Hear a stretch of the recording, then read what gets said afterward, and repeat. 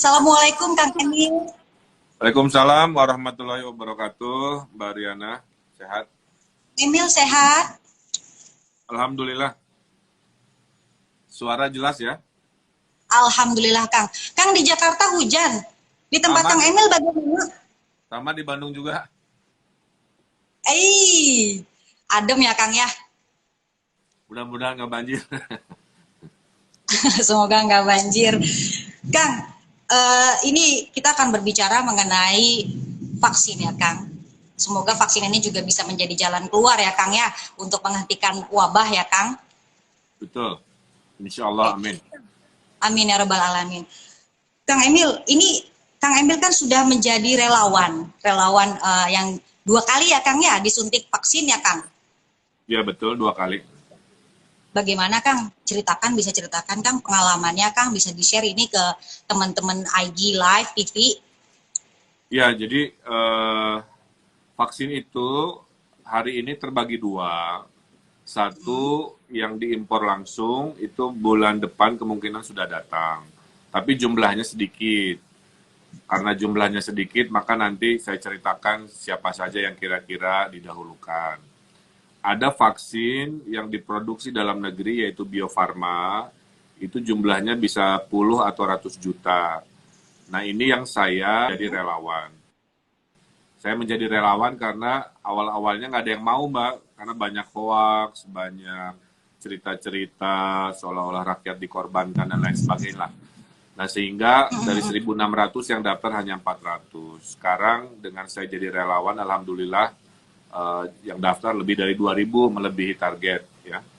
Kemudian tes vaksin ini harus 5 kali kedatangan. Kedatangan pertama mengecek kesehatan. Jadi nggak semua yang daftar tuh lulus, Mbak. Nggak semua yang daftar itu lulus kalau dia ada komorbid, kalau dia ada antibodi yang berlebih dan lain-lain lah. Nah, saya lulus alhamdulillah. Kunjungan kedua, nah barulah disuntik vaksin pertama.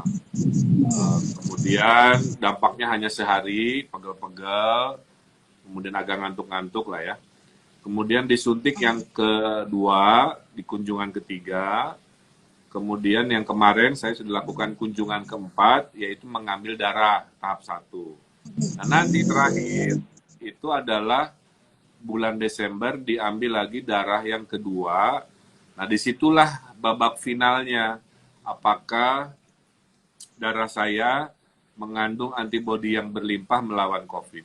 Kalau di kunjungan yang kelima ini berhasil, maka bulan Januari Bio Farma sudah mulai memproduksi yang akan didedikasikan untuk seluruh rakyat Indonesia, kira-kira begitu. Nah, mohon doanya supaya ini berhasil sehingga Mbak Riana nanti juga mendapatkan, semua mendapatkan, sehingga akhir dari pandemi itu kan 2, satu orang sakit sembuh karena obat dan terapi, 2 orang sehat imun karena vaksin dan lain-lain.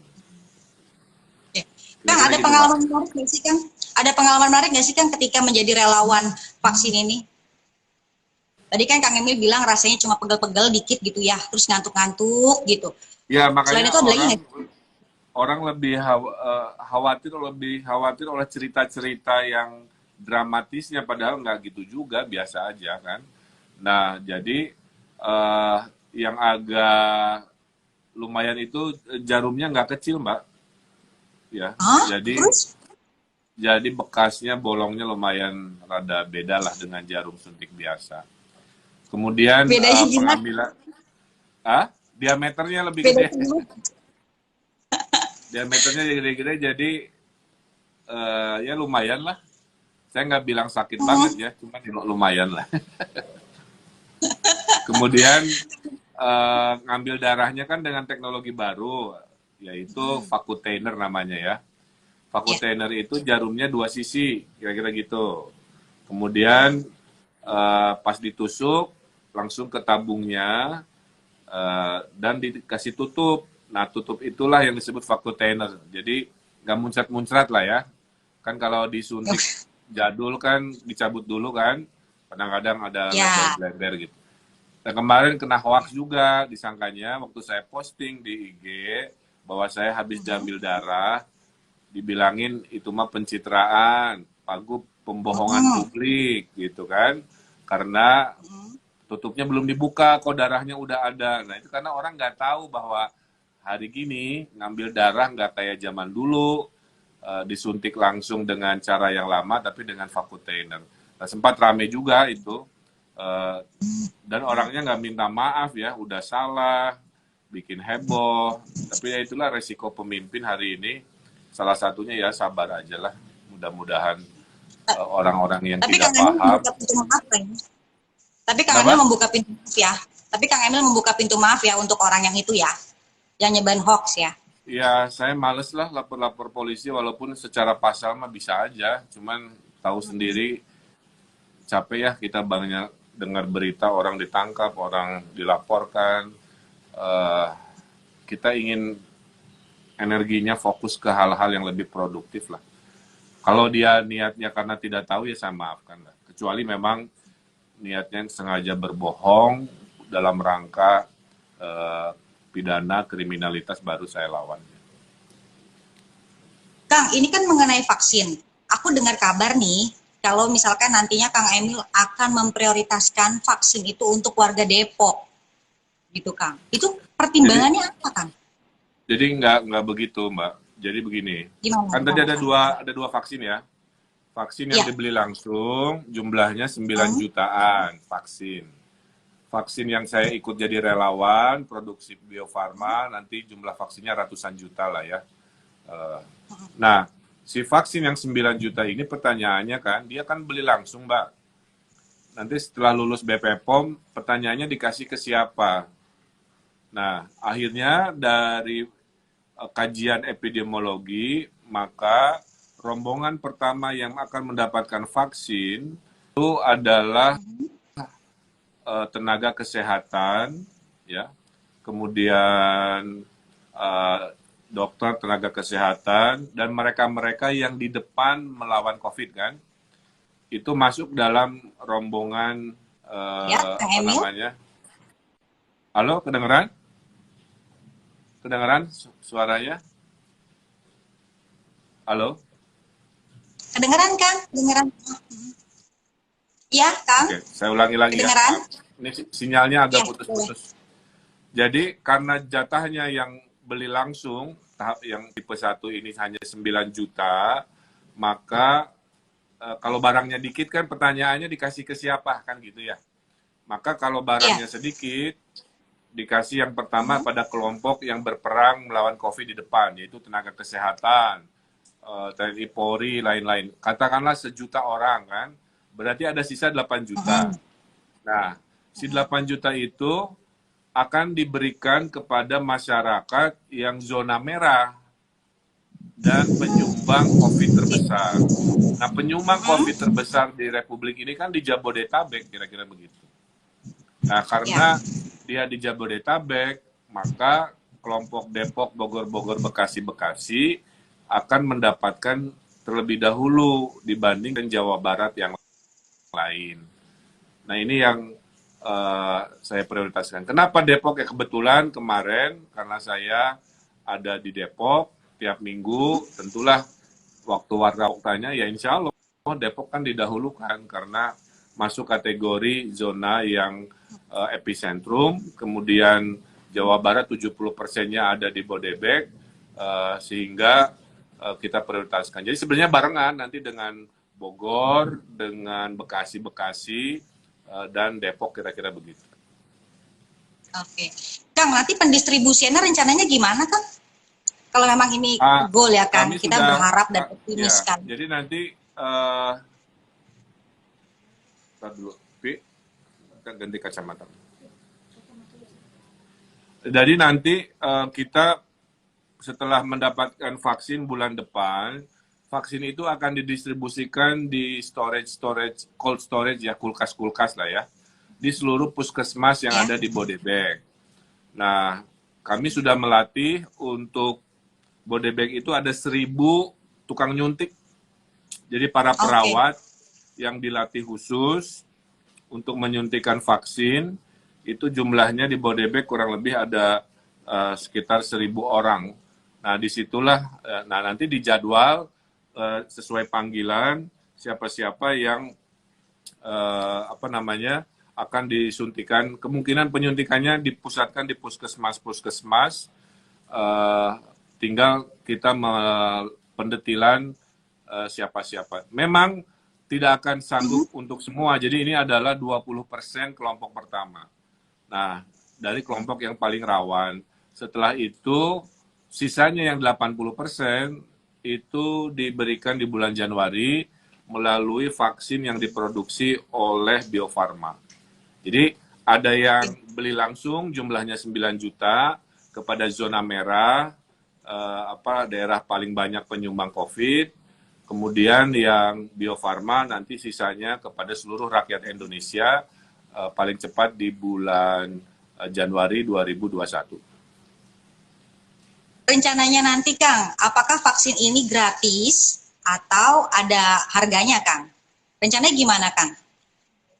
Kewenangan kan bukan di pemerintah daerah ya, tapi yang saya tahu itu adalah semua yang daftar BPJS itu gratis. Ya. Jadi kelompok menengah atas itu bayar. Kelompok menengah atas bayar, kelompok menengah bawah terbagi dua, menengah bawah yang pakai BPJS itu dibayar BPJS, menengah bawah yang belum pakai BPJS kemungkinan kita cari solusi digratiskan oleh dana dari negara kira-kira begitu. Jadi urutannya ada 3 kelompok ya. Kelompok menengah atas kelihatannya bayar, menengah bawah dia terbagi 2 yang sudah terdaftar BPJS gratis langsung, mekanisme BPJS yang menengah bawah belum daftar, nanti kita cari solusi dari anggaran negara. Kemudian Kang, ini kan Kang Emil kan kunjungannya kan ke berbagai daerah di Jawa Barat ya Kang, karena secara Kang Emil kan nomor 1 di wilayah Jawa Barat gitu. Ini berarti sering rapid test terus dong Kang? Atau gimana Kang? Saya mah rapid test udah lebih dari 20 kali, hidung di usap-usap buat PCR udah 12 kali. Tiap ketemu presiden, H-1 kan harus disuap sekarang. Dulu standar ketemu presiden tuh rapid test. Sekarang karena dulu mungkin ada wakil wali kota Solo yang positif kan, ada beberapa menteri yang positif, sekarang menteri, gubernur, siapapun kalau ketemu Pak Jokowi, H-1-nya itu harus di swab yang hasilnya dalam 3-4 hari. Kang, ini bagaimana Kang sinergitas antara Kang Emil dengan Pemprov-Pemprov daerah lainnya Kang? Ini kan apalagi kan tadi itu Kang Emil bilang bahwa Bogor, Depok, dan Bekasi ini katakanlah mendapat perhatian khusus ya Kang ya, karena kan dekat wilayahnya dengan Jakarta. Ini sinergitasnya seperti apa Kang dengan Pemprov-Pemprov Kang? Jadi tadi Bogor, Depok, Bekasi itu bukan perhatian khusus. Tapi mereka penyumbang kasus harian terbesar, Mbak. 5 wilayah, jumlah kasusnya 70% tiap hari. Ada sisanya 22 wilayah, hanya 25%, kebayang ya. Jadi jumlah daerahnya sedikit, tapi kasusnya mayoritas kira-kira begitu. Nah, koordinasinya itu kita hampir 3 hari sekali, Mbak. Karena Bodebek ini ditugaskan ke Pak Luhut, ya. Ke Pak Luhut untuk mengkoordinasikan beberapa provinsi dan fokus di Jabodetabek kira-kira begitu. Nah, Pak Luhut ini rapat sangat rutin tiap 3 hari dan jenis rapatnya macam-macam. Kemarin pembahasan vaksin kita rapat, minta presentasi Pak Gub Jabar, Gub DKI, siapa yang didahulukan. Kalau jatahnya Jawa Barat 2 juta kemana aja, kalau Jawa Barat 3 juta kemana aja, kan kira-kira begitu. Ini masih kita hitung. Kemudian juga Pak Gub Jabar, saya ditelepon Pak Anies kan, karena Pak Anies tidak SBB. Kang, ini kan sebentar lagi pekan depan itu kan ada cuti bersama ya Kang ya, karena ada peringatan Hari Maulid Nabi ya. Nah, ini gimana nih Kang? Karena kan biasanya warga Jakarta pada berwisata nih Kang. Ya, kalau per hari ini kasus kan relatif. Halo, Eh, suara Kang kedengeran? Emil? Suara aman? Ini putus-putus dikit. Iya Kang? Suara aman ya? Ya. Halo, Oh, jadi Kang. saya udah koordinasi dengan Pak Anies ya. Pak Anies rajin nge-WA, saya juga rajin ngebalas WA. Salah satunya Alhamdulillah. pencabutan PSBB ketat kan dikoordinasikan dengan kita. Yang tadinya kita batasi kalau di Jawa Barat jam 6, sekarang udah jam 9 lagi. Nah, itu kan koordinasi yang baik lah ya antar gubernur. Nah, kedua terkait libur panjang, Ya. intinya sebenarnya silahkan melakukan kegiatan hari ini ya. Asal pakai masker itu aja. Oke. Jadi kita bisa produktif asal pakai masker, disiplin sebelum vaksin hadir. Tapi kalau masih bisa menahan diri, tidak kemana-mana, semua dikerjakan di rumah, itu jauh lebih baik kan, kira-kira begitu. Tapi kalau liburan ini benar-benar apa namanya harus pergi banget gitu ya, ya 3M tadi, hanya itu senjata kita. Nah, sambil kita bertahan, disiplin, menunggu vaksin bulan depan untuk Jabodetabek, dan tentunya juga untuk orang-orang yang terdampak secara langsung, kira-kira begitu. Oke. Kang, aku juga mau konfirmasi nih Kang. Aku dengar kabar bahwa Kang Emil bisa mengendalikan 90% ya Kang ya di wilayah Jawa Barat ini terkait dengan COVID-19. Itu bisa dijelaskan nggak sih Kang? 90% itu strateginya seperti apa, triknya seperti apa gitu Kang? Ada tips atau tidak? Ya, kan gini, jumlah daerah Jawa Barat kan 27. Hmm, Yang zona merahnya sudah 2 minggu ini cuma 3 gitu kan.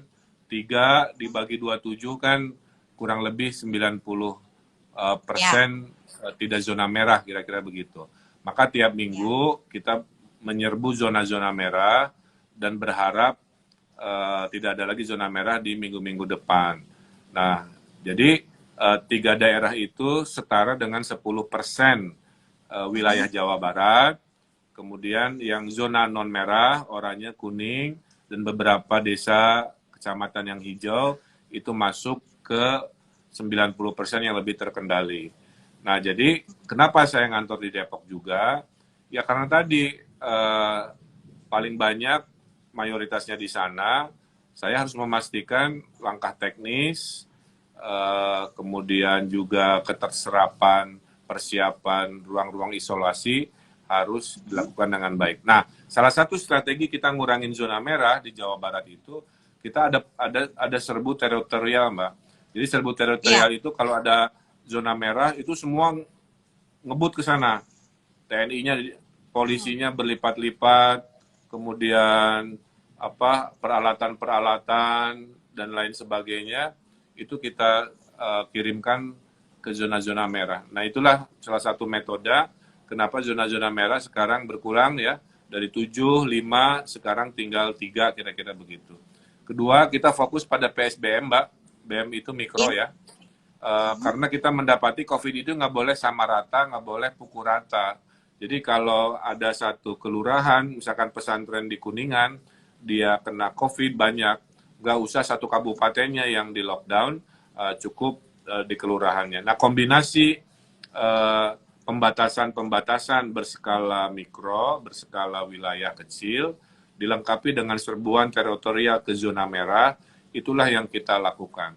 Nah, saya juga sudah komplain kemarin, Mbak, ke Pak Luhut, itu pengumuman yang tiap hari disampaikan oleh Satgas Pusat, Jawa Barat itu banyak delay. Jadi, misalkan ada kasus 500 ya, pas saya cek, si setengahnya itu datang dari minggu lalu.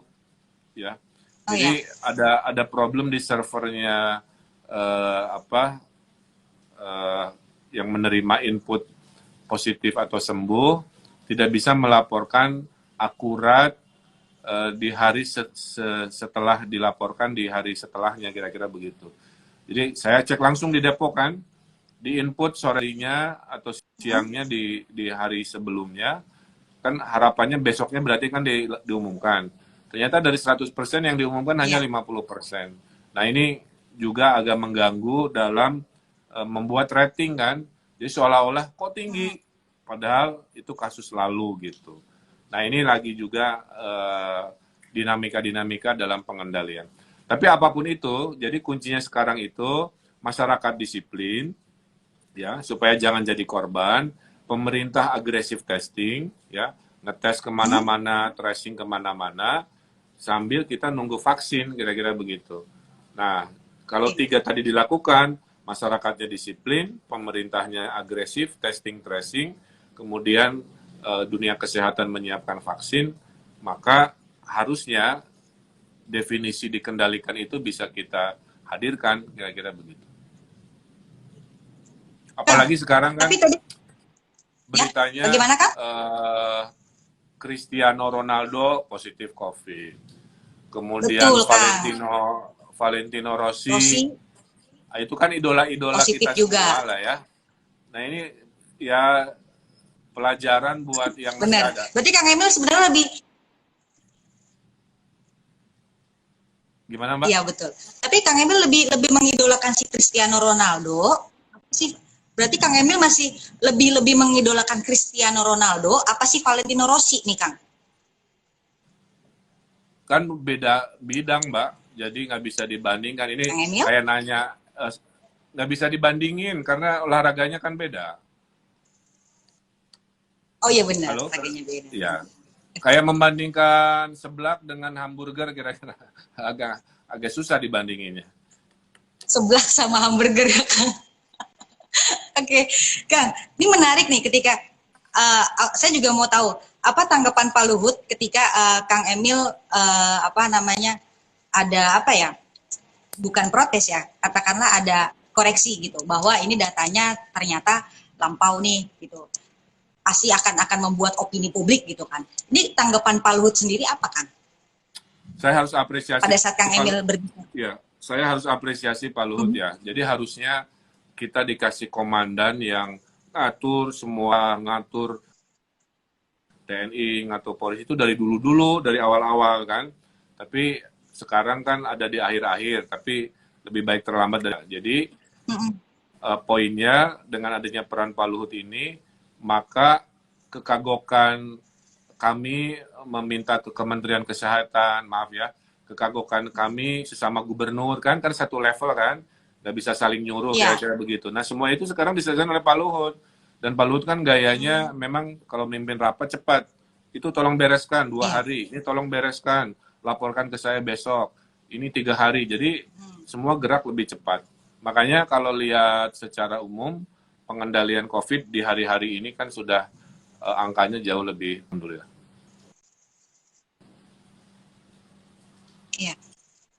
Kang, saya juga apa namanya sempat baca berita nih mengenai bahwa Kang Emil mengimbau kepada masyarakat gitu di wilayah Jawa Barat ya Kang, itu kalau yang punya skill di bidang kesehatan gitu bisalah mengirimkan CV ke mana namanya CV-nya ke rumah sakit gitu.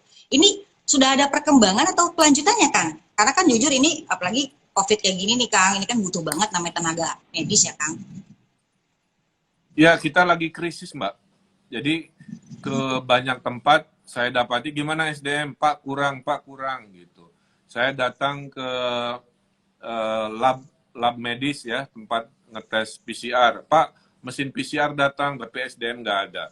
Saya datang ke rumah sakit UI di Depok. Pak, ruangan buat ICU banyak, tapi SDM nggak ada gitu. Jadi akhirnya saya simpulkan ada krisis di sisi suplai sumber daya manusia yang mau bekerja untuk COVID. Karena banyak juga yang kalau apa namanya sudah mendaftar, kemudian dia tahu mau ngurusin COVID, dia mundur juga. Jadi nggak semua apa ya lancar linear kira-kira begitu.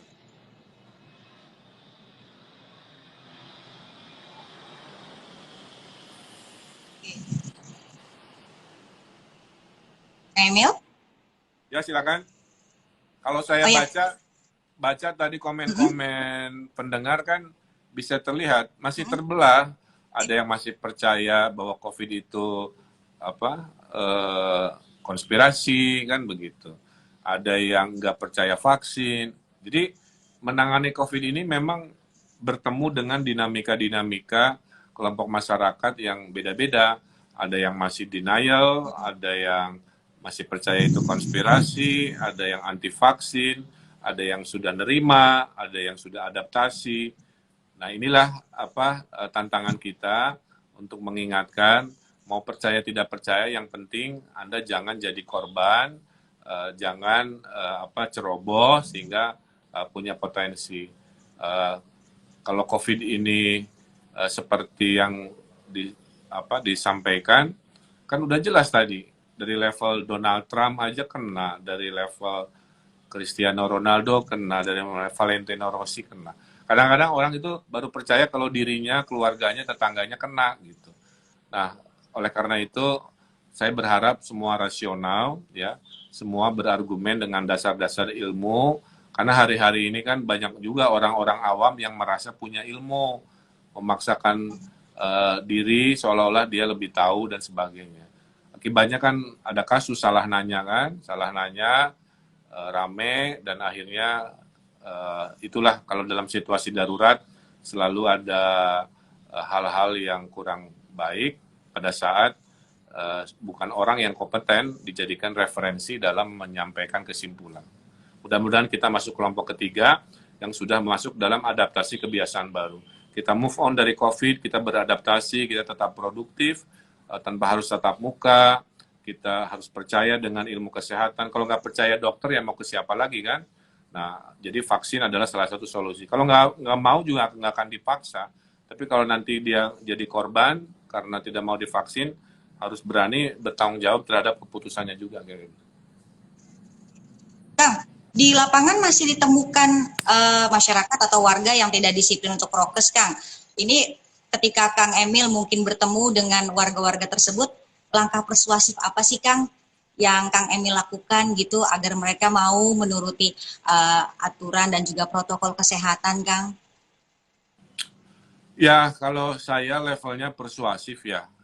Saya biasanya ajudan saya itu bawa ransel, di dalam ranselnya itu ada masker. Jadi saya cenderung menasehati nenggelis, tong hilap, nganggo masker, ya ujang nukara resep. Jadi kira-kira hati-hati dalam bahasa Sunda kalau di kampung ya, dan lain sebagainya Ya, gitu. Tapi ada kelompok-kelompok aparat yang memang razia, Mbak. Anda melanggar, ini pasalnya ada yang hukuman sosial, ada yang denda, dan lain-lain kan gitu ya. Kan udah ratusan juta denda juga dari pelanggaran tidak memakai masker. Nah, problem dari COVID ini kan kedisiplinan. Kalau kedisiplinan ini kan menyangkut seluruh manusia, maka proses edukasi, proses mengingatkan ini menjadi penting. Makanya kemarin di Depok misalkan ya, kita kumpulkan semua pemuka agama, Mbak. Saya kumpulkan semua tokoh adat, tokoh masyarakat, terus saya mintakan tolong ya agar dalam ceramahnya, dalam WA-nya, dalam statement-statementnya, terus mengingatkan semua orang. Kalau mungkin dia nggak percaya ke pemerintah karena satu dan lain hal, mungkin dia nggak percaya ke seleb atau influencer, ya silahkan. Tapi minimal mungkin dia percaya ke ketua organisasinya, percaya ke ulamanya. Nah, kita terus upayakan dan butuh kesabaran. Makanya kunci nangani COVID ini, kalau di Jawa Barat ada 5, lalu proaktif, jangan nunggu. 2, harus selalu ilmiah, supaya tarik ulur jawabannya itu berdasarkan data. 3, harus transparan, kalau baik dibilang baik, kalau tadi vaksin sakit dibilang sakit, pokoknya harus transparan.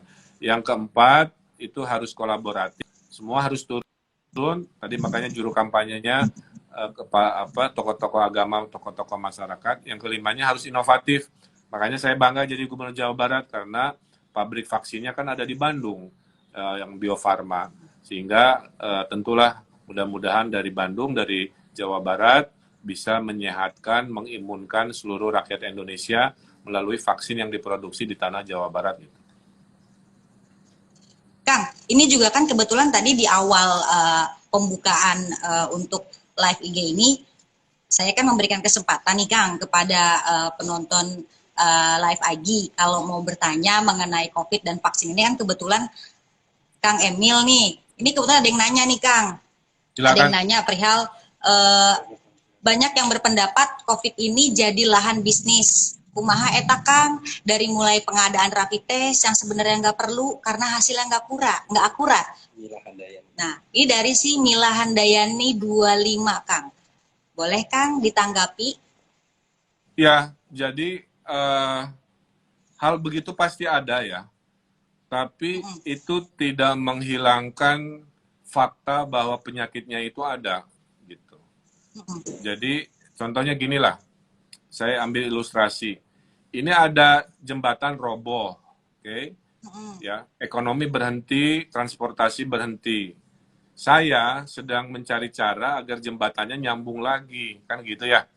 Apakah dengan tali dulu, apakah dengan bambu dulu, lagi mikir gimana caranya. Sementara ada kelompok orang nonton di pinggiran. Dia tidak membahas gimana jembatan disambung lagi. Dia masih membahas, oh jembatan itu dibom oleh Mama Rika Wahyudi, itu dihancurkan oleh alien, itu konspirasi pedagang besi supaya dapat proyek lagi. Jadi kebayang ya ilustrasinya. Jadi hari ini ngomongin COVID juga sama. Masih ada orang yang di samping masih membahas sebab. Kenapa ini? Oh mungkin bisnis, oh mungkin konspirasi, oh mungkin jualan. Saya nggak mau menghabiskan energi menjawab itu. Saya fokus sekarang karena masalahnya nyata, bagaimana menyambung jembatan putus itu. Nelpon sana, nelpon sini, pinjam sana, pinjam sini, berkreasi, supaya terhubung lagi sebuah keterputusan jembatan tadi. Nah ibaratnya sama, COVID ini gimana bisa sembuh, bisa imun, itu fokus saya. Bahwa dalam ngurusin si ilustrasi jembatan ada yang dagang ya jas hujan, ada dagang Indomie telur, ada apa bisnis pasti ada aja. Tapi itu tidak menghilangkan faktanya bahwa kenyataannya ada darurat ya. Makanya saya himbau kepada mereka yang masih mengambil kesempatan dalam kesempitan itu tidak etis kira-kira begitu. Contoh rapid test yang kemahalan, contoh PCR yang kemahalan. Contoh ada 1-2 institusi kesehatan yang mengcovidkan orang supaya langsung dapat uang pengganti kan dari pemerintah. Mungkin itu ada gitu, tapi tidak bisa digeneralisasi, tidak bisa dijadikan alasan bahwa kasus ini bohongan, jangan percaya. Nah hari ini saya di situ, saya berada di pinggir sungai, memikirkan cara nyambung jembatan, tapi di belakang masih ada orang ngomongin kenapa jembatannya putus, karena ini, karena itu. Nah, nggak masalah. Yang penting kita fokus dan jangan masuk kategori orang yang tidak mempercayai karena masih ngomongin sebab tadi. Bahwa ada bisnis, saya kira pasti ada, dan kalau terbukti dia merugikan, tentu kita laporkan, kita selesaikan dengan proses hukum yang berlaku. Ambil contoh ya. Ambil contoh, saya membatalkan sebuah kontrak gitu, karena si kontrak pengadaan alat ini ternyata di markup, kira-kira begitu. Jadi ibaratnya harga pabrik 100, oleh dia dijual 300 gitu. Saya bilang, karena saya tahu daripada saya beli 300, ya udah saya telepon aja pabriknya. Kamu barangnya sama gitu ya, harganya 3 kali lipat, uang negara nanti jadi rugi, mendingan saya telepon pabriknya, minta langsung. Nah itu juga terjadi, jadi bahwa ada bisnis, ada, dan sedang kita lawan. Oke. Ada juga nih Kang yang mengatakan bahwa nanti kalau divaksin berarti dikasih chip. Ah, itu gimana tuh Kang? Ada yang bilang nih Kang nih, nanti kalau divaksin, dalamnya ada chip, katanya gitu Kang. Ada juga yang bilang, kalau divaksin, di dalamnya ada jin. Chip. Ya, ada jadi juga yang bilang kalau semuanya. divaksin, di dalamnya ada jin iprit katanya. Nanti kita kesurupan. Ya, cerita-cerita begitu banyak sekali di YouTube. Bahwa katanya ada chip, nanti kita jadi robot, bisa diatur, didetek, dan sebagainya. Nah, Kita kan pabriknya di Bio Farma. Kemudian yang mengetes adalah Profesor Rusnan Kusnandi yang 30 kali ngetes vaksin, kan begitu ya. Dan kekhawatiran-kekhawatiran yang rame itu adalah contoh di kelompok orang-orang yang mencari cerita-cerita baru supaya argumentasi bahwa COVID ini tidak usah dipercaya, makin banyak pengikutnya, sebenarnya begitu ya, bahwa nah makanya saya nggak mau kembali lagi menghabiskan energi kepada hal-hal yang hoax, kepada hal-hal yang absurd. Saya fokus pada keilmuan. Buktikan secara ilmiah, kalau tidak ya jangan dijadikan referensi. Hari ini referensi, makanya dalam agama Islam, serahkan segala urusannya kepada ahlinya. Tunggulah kehancuran sebuah bangsa kalau urusan tidak pada ahlinya, kira-kira begitu. Nah sekarang kan urusan kesehatan ahlinya dokter. Kalau dokternya sudah tidak dipercaya, masa harus nanya COVID ke pemusik? Kan nggak nyambung. Ya, kira-kira begitu. Oke, Kang. Kemudian juga nih apa namanya? Ada lagi nih Kang terakhir ya Kang ya. Ini mengenai yakinkah vaksin ini memang bisa menghentikan wabah Kang? Menurut Kang Ridwan Gini, Kamil bagaimana? dalam syariat agama, kita ini diwajibkan ikhtiar. Ya. Ya, Kita tidak boleh pasrah. Ya. ya, Makanya kalau Mbak Riana sakit, pilihannya kan 3. Berikhtiar istirahat, mudah-mudahan betul. sehat, pulih. Atau ke apotek beli obat, berikhtiar kali-kali makan Panadol, Decolgen, atau apapun mereknya, besok sembuh. Atau kalau masih pusing kan ke dokter, kira-kira begitu. Apakah ada jaminan istirahat sembuh, makan obat sama dokter sembuh? Kadang-kadang iya, kadang-kadang enggak, gitu kan. Jadi hasil statistik sejarah vaksin menunjukkan keberhasilannya tinggi. Maka dalam tubuh kita kan dari kecil ada vaksin polio, ya, ada vaksin BCG, ada vaksin DPT, macam-macam penyakit kan, gitu. Sehingga tidak ada polio lagi. Dulu sebelum ada vaksin polio, ada satu generasi tulangnya kan bengkok-bengkok, rusak-rusak. Sekarang kan udah kedengeran lagi karena diberi vaksin polio, kira-kira begitu. Nah, dulu ada flu nggak ada obatnya, ya, nggak ada obatnya. Sekarang obat banyak, judulnya beda-beda, ya, tapi isinya sama. Maka flu itu masih ada sampai hari ini tidak hilang, tapi kita ada obatnya. Nah, COVID juga sama. COVID ini nggak akan hilang, ya. Nanti COVID ini seperti flu, tapi sudah ada obatnya, sudah ada vaksinnya. Jadi kalau suatu hari ada yang kena karena kondisinya lemah atau komorbid, kita nggak kaget lagi kayak sekarang, nggak pandemi lagi, karena sudah ada obat dan vaksin. Paling kita bilang, Mbak kena COVID, ya udah istirahat 14 hari ya, makan obat mereknya anu, kemudian ke dokter dan lain-lain. Nah, itulah peradaban baru kita di masa depan, sehingga anak cucu kita akan belajar hidup dengan flu, hidup dengan COVID, tapi dalam kondisi obat sudah ditemukan, vaksin sudah ditemukan. Masalah yakin, saya yakin, ya, secara lahir batin saya yakin. Tapi kalau menjamin 100%, menurut saya itu mendahului takdir dari Allah Subhanahu wa Ta'ala, karena tiap orang tidak sama kualitas darahnya, kondisi fisiknya, kesehatannya.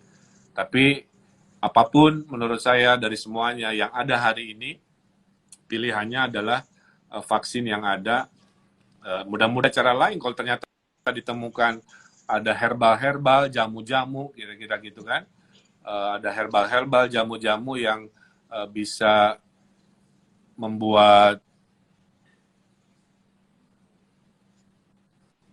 maaf, halo, agak putus-putus lagi.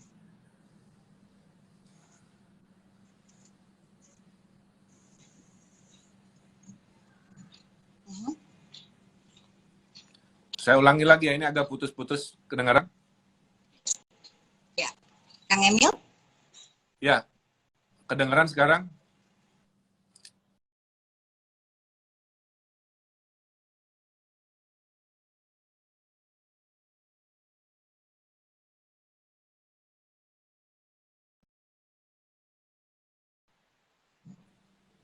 Sepertinya pemirsa sepertinya ada Kang, bisa dengar suara aku Ya, Kang? kita putus-putus sinyalnya. Saya ulangi ya. Sinyalnya gini terus.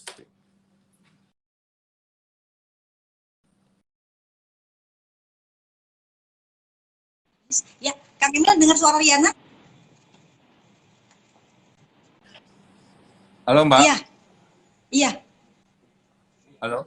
Oke. iya, iya Kang, iya.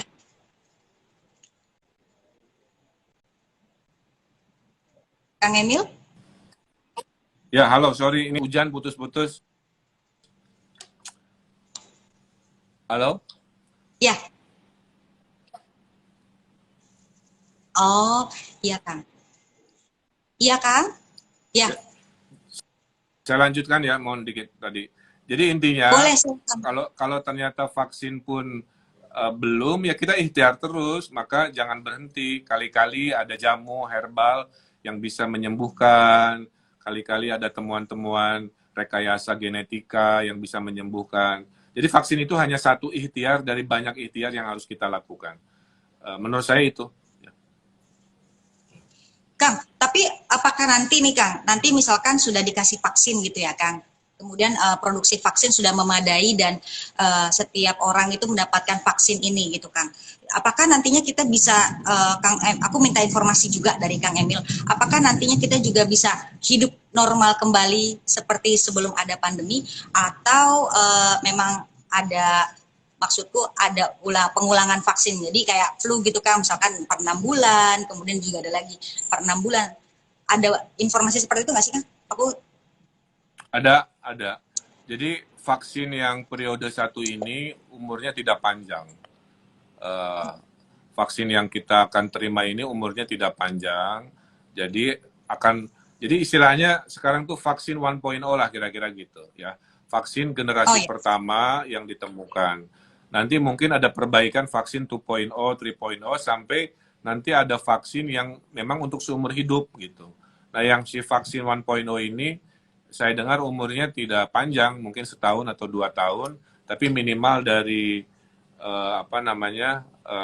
yang kita ikhtiarkan untuk kondisi darurat itu adalah yang bisa kita lakukan.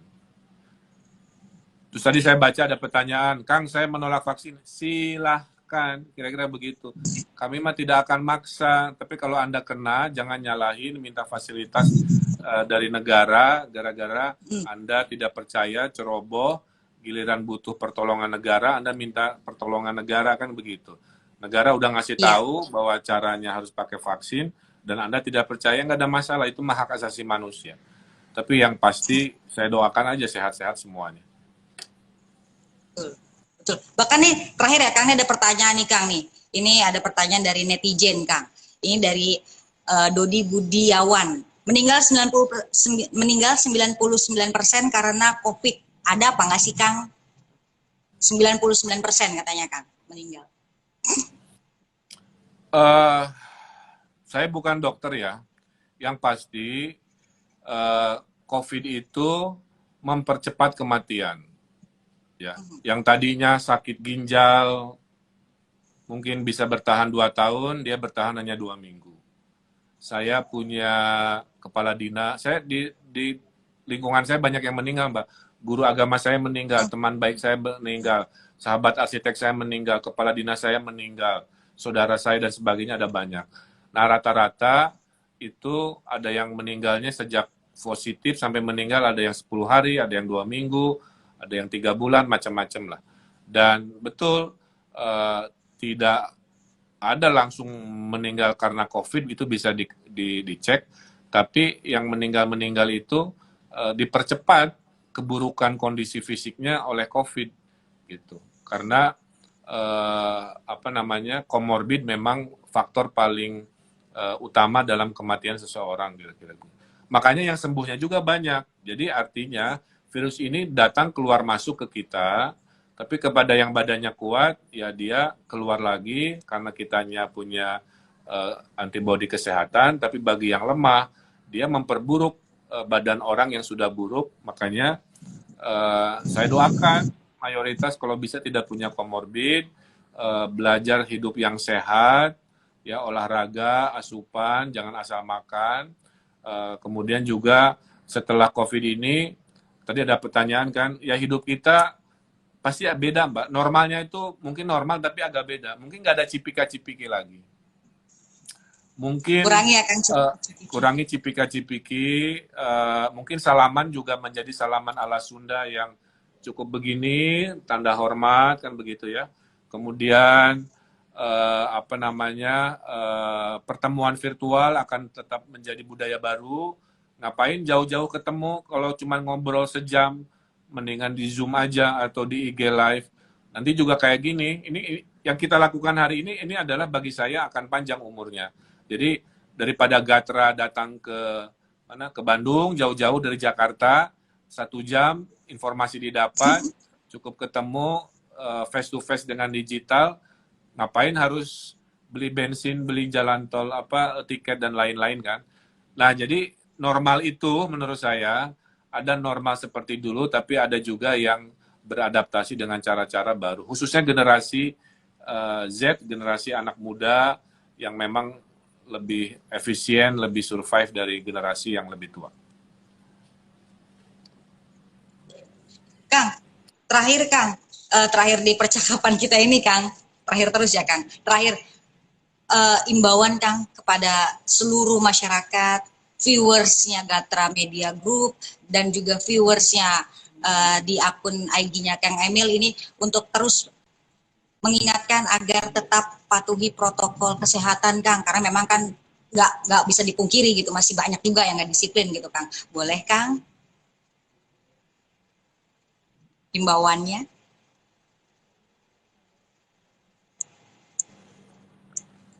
Halo Mbak, jadi pesan saya yang pertama adalah mari saling percaya, ya. Kalau tidak punya rasa percaya, penanganan juga akan lebih susah. Orang-orang seperti saya, para pengambil keputusan, tidak senang dengan kesedihan yang melanda juga. Kan saya juga punya 2 anak yang nggak sekolah, Mbak. Ya, jangan dikira saya happy dengan anak yang di rumah tidak sekolah gitu kan. Saya sedih harus nutup ekonomi sampai jam 6 sore misalkan kan. Tapi kalau nggak dilakukan, epidemiologi, kasus juga meningkat. Jadi banyak kesedihan-kesedihan, kepahitan-kepahitan yang harus kami ambil untuk menjaga yang paling utama dalam hidup ini, yaitu keselamatan jiwa, kira-kira begitu. Nah, oleh karena itu, tadi saya mari dalam menyelesaikan COVID ini, ada 3 masyarakat di korban. Kemudian pemerintah harus proaktif dengan agresif testing, tracing, melacak. Kemudian yang di dunia kesehatan agresif menyiapkan obat dan alat imun yaitu vaksin dan lain-lain. Jadi saya titip dari masyarakat, itu saja. Mari disiplin sambil menunggu vaksin. Pakai masker, jaga jarak, cuci tangan, hindari kerumunan yang tidak perlu, hindari berkegiatan yang tidak esensial. Nanti setelah vaksin ada, obat ada, insya Allah kita bisa kembali normal, bisa bersekolah lagi, bisa tatap muka lagi, dan lain sebagainya. Saya kira itu yang bisa saya himbau kepada masyarakat dan pendengar dan pemirsa dan pembaca dari Gatra. Hatur nuhun. Oke, hatur nuhun. Terima kasih banyak Kang Emil atas waktunya. Sehat selalu. Salam untuk keluarga Kang. Semoga berlimpah berkah ya Kang. Selamat sore Kang Emil. Assalamualaikum. Salam. Dadah. Pemirsa, jadi tadi kan kita sudah bicara nih dengan Gubernur Jawa Barat Kang Emil. Jadi tetap patuhi protokol kesehatan dan juga disiplin. Ingat, pakai masker, cuci tangan, hindari kerumunan, dan jaga jarak. Saya Riana Asuti, pamit undur diri dan dadah.